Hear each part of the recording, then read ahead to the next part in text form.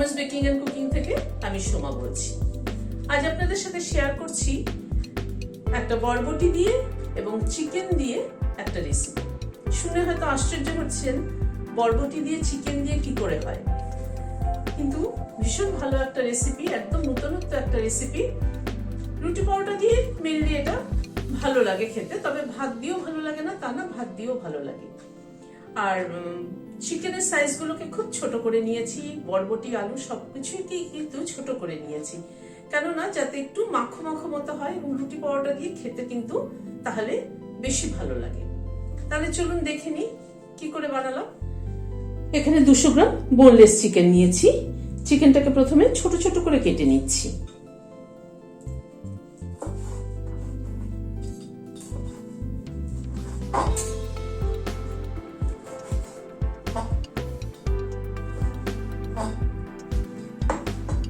এরকম ছোট ছোট টুকরো করে চিকেনটাকে কেটে নিচ্ছি। চিকেনটাকে কেটে নিলাম ছোট ছোট টুকরো করে। এবার এখানে বরবটি নিয়েছি 150 গ্রাম। বরবটিটাকেও কেটে নিচ্ছি।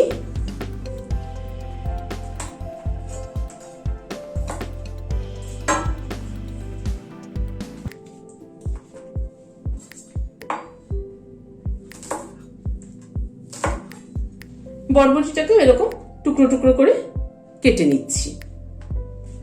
বরবটিটা কেটে নিলাম। আর এখানে একটা আলু এরকম ডুমো ডুমো করে কেটে নিয়েছি। তাহলে চলুন এবার রান্নাটা শুরু করা যাক। কড়াইতে প্রথমে সাদা তেল দিচ্ছি। তেলটা গরম হওয়ার পরে আলুগুলো একটু আমি বয়েল করে নিয়েছি, আলুটা দিয়ে দিলাম।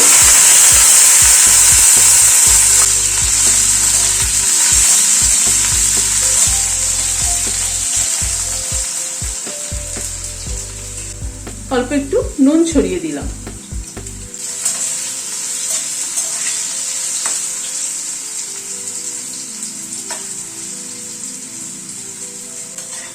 আলুটাকে লাল করে ভেজে নিলাম।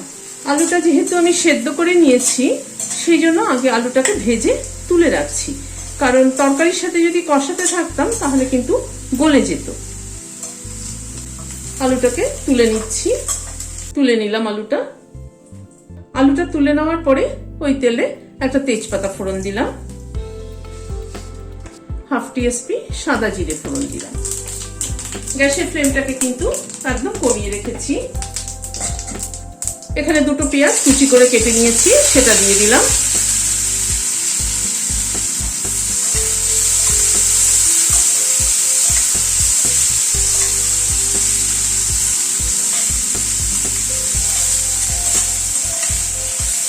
পেঁয়াজটাকে একটু হালকা করে আগে ভেজে নিচ্ছি। পেঁয়াজটা ভাজা হতে হতে একটা মশলা থেতো করে নিচ্ছি। এখানে 1 ইঞ্চি মতো একটা আদা টুকরোকে ছোট ছোট করে কেটে নিয়েছি। 7-8 কোয়া রসুন দিয়ে দিলাম। আর 2টো কাঁচা লঙ্কাকে ভেঙে দিয়ে দিলাম। সবগুলোকে একটু থেতো করে নিচ্ছি। এইভাবে আদা রসুন কাঁচা লঙ্কা থেতো করে দিলে পরে তার ফ্লেভারটা কিন্তু দারুণ সুন্দর হয়। আমি অনেক রেসিপিতে এইভাবে ব্যবহার করি। আদা রসুন কাঁচা লঙ্কাটা থেতো করে নিলাম। পেঁয়াজটাকে মিনিট খানেক একটু নাড়াচাড়া করে নিলাম। পেঁয়াজের কালারটা খালি চেঞ্জ হয়েছে, হালকা পিঙ্কিশ হয়েছে, খুব কিন্তু বেশি ভাজবো না। আদা কাঁচা লঙ্কা রসুন যেটা থেতো করেছি সেটা দিয়ে দিলাম। এবার আদা কাঁচা লঙ্কা রসুনটা পেঁয়াজের সাথে একটু হালকা করে ভেজে নেব।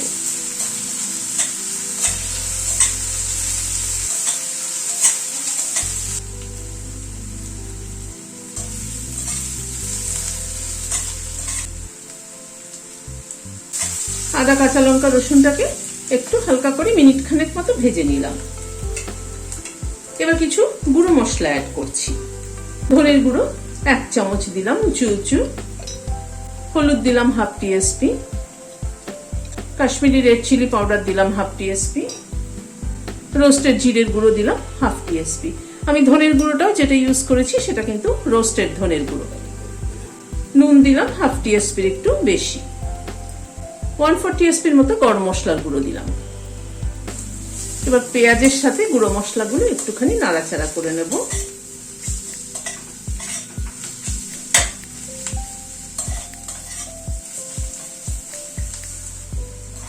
গুঁড়ো মশলাগুলো একটুখানি আবারও মিনিট খানেক একটু নাড়াচাড়া করে নিলাম। এখানে 2টো টমেটো ডুমো করে কেটে নিয়েছি, সেটা দিয়ে দিলাম।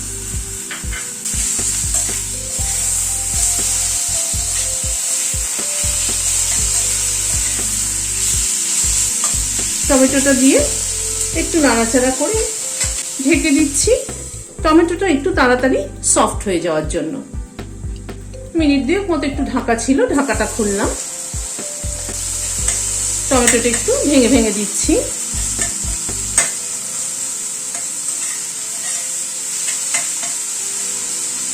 টমেটোটা একটু ভেঙে দিয়ে মশলার সাথে টমেটোটাকে কষিয়ে নিচ্ছি। এবার চিকেনটা অ্যাড করে দিচ্ছি। চিকেনটাকে মশলার সাথে কষিয়ে নেব।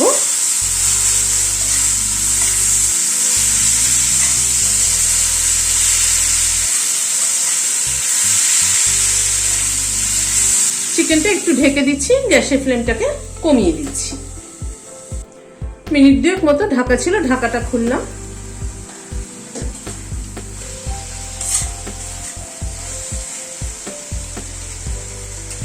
অল্প একটু কসুরি মেথি অ্যাড করে দিলাম।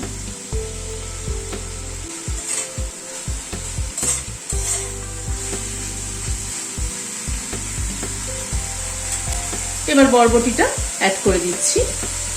বরবটি কিন্তু এমনি খেতে অনেকেই পছন্দ করে না, কিন্তু এইভাবে চিকেন দিয়ে করে দেখবেন, খেতে কিন্তু খুব ভালো লাগে।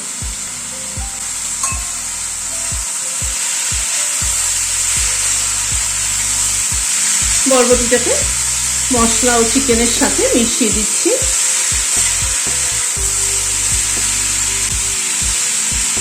আমার মনে হচ্ছে নুন আরেকটু লাগবে, বরবটিটা অ্যাড করলাম তো, নুন আরেকটু আমি দিয়ে দিচ্ছি অল্প পরিমাণে।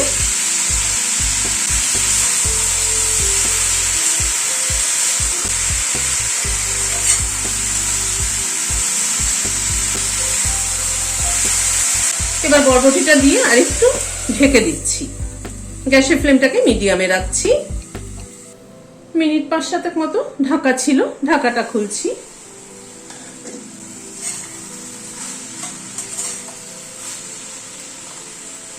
এবার আলুটা অ্যাড করে দিচ্ছি।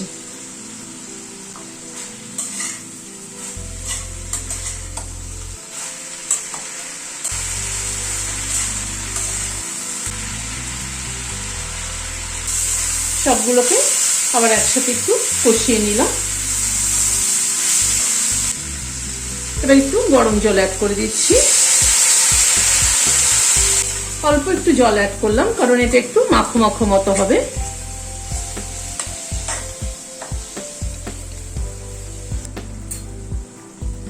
অল্প একটু চিনি অ্যাড করে দিলাম।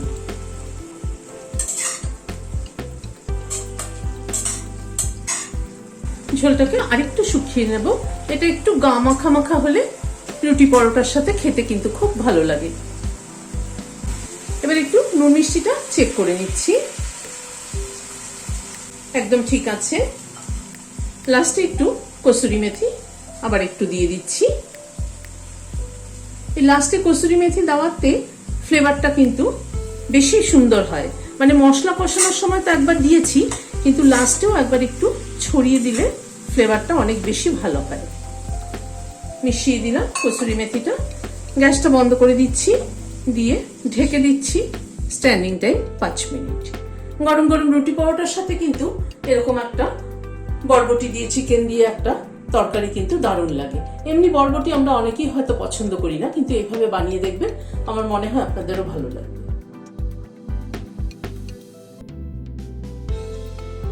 রেসিপিটি কেমন লাগলো আপনাদের আমাকে কিন্তু অবশ্যই কমেন্ট বক্সে জানাবেন। আর এটা কিন্তু অবশ্যই বাড়িতে বানিয়ে ট্রাই করবেন একবার। আজ তাহলে এখানে শেষ করছি, দেখা হচ্ছে আবার পরবর্তী ভিডিওতে। নমস্কার।